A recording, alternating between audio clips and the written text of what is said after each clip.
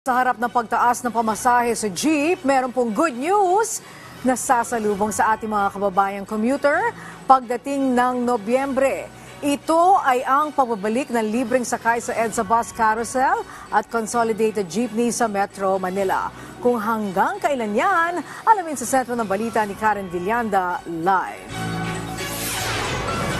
Angelic, bilang maagang pamasko nga sa mga pasahero sa harap ng pagtaas ng pamasahe, ibabalik nga ng LTFRB ang libreng sakay sa Metro Manila simula ngayong Nobyembre. Ayon sa LTFRB, pirmado na ang Joint Memorandum Circular para sa 1.3 billion pesos sa pondo para sa Service Contracting Program ngayong taon. Target itong maipatupad simula ngayong Nobyembre hanggang sa Disyembre sa Bus Carousel at Consolidated Jeep sa buong Metro Manila. Narito at pakinggan natin ang pahayag ni LTFRB Chair Guadis.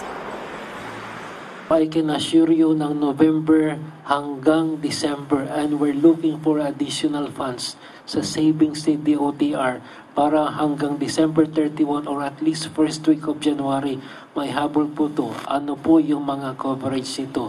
Number one, syempre yung mga buses natin sa carousel. Number two, yung mga nag-organize na as a cooperative. Sila po ang may priority dito. Yung mga kooperatiba na not necessarily nag-modernize, but those who have organized themselves into a cooperative, consolidate po, sila po yung may priority dito. Pero target na munang mabayaran simula ngayong linggo ang mga operator na hindi pa nababayaran sa nagdaang service contracting program. Nasa 43 million pesos pa kasi ang hawak na pondo dito ng LTFRB at hindi pa na ipapamahagi. Samantala, ipinaalala naman ng LTFRB sa mga tsuper na i-print ang order ukol sa pisong provisional increase at idikit sa mga jeepney upang makapagsimula ng makapaningil ng dagdag pasahe. Nasa website din ito ng LTFRB. Samantala, itinanggi rin ni Guadis ang lumutang ngayon na alegasyon sa kanya ukol sa korupsyon patungkol sa PUV modernization. Narito at pakinggan natin ang kanyang pahayag. Wala po akong alam. As of this morning, nasa office po naman ako. Wala pa po akong nalalaman na ganyan. Pero kung meron man po, haharapin naman po natin. Malinis po ang ating kalooban. Angelic, ayon sa LTFRB, sisikapin nilang makahingi ng karagdagang pondo sa Department of Transportation para sa service contracting program para naman sa gayon ay magkaroon din ng libreng sakay pati yung mga kababayan natin na nasa probinsya. Angelic. Yes, okay.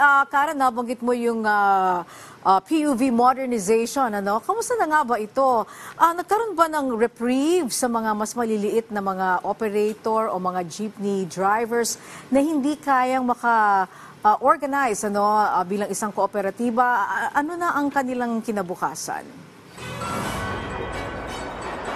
Yes, Angelica, sa ngayon ang pinaka-update ay nasa 70% na ng mga public utility vehicle sa buong Pilipinas ay consolidated na. Ito lang naman, Angelic, yung unang hinihingi ng government na mag-consolidate, sumali sa kooperatiba or korporasyon yung ating mga public utility operator. Nang sa gayon ay magkaroon nga ng sistema at mawala na yung boundary system. Iyan ay deadline niya sa December 31. Sa ngayon, Angelic, para sa mga nahihirapan na bumuo ng kooperatiba ay mayroon ngang equity subsidy na ibinibigay ang pamahalaan sa kanila at sa ngayon sinusubukan na ito pataasin ng LTFRB. Ang huli natin balita ay nasa 180,000 ito per unit ang ibinibigay sa bawat kooperatiba. Nang sa gayon ay hindi sila nga mahirapan na makabili ng bagong modernized unit. Pero paalala, Angelic, ang hinihingi sa ngayon ng pamahalaan yung mag-consolidate muna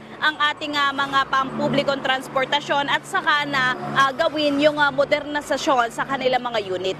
Angelique. Okay, maraming salamat sa iyo, Karen Villanda.